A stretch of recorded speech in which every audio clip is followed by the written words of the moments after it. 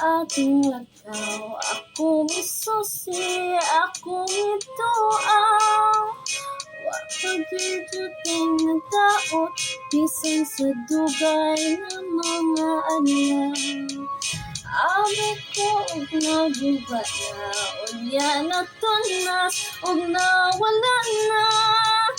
Nagpabiling sa gihapon, nabuhing saksi sa buong mata. Dito matawo ang atong gitna, nagibalaan atong duha.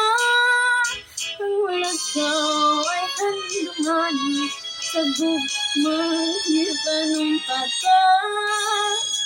Dili na to hikilintan, atong himayang atong isawan. Kay dito atong namugna, unang kalipay hilabihan.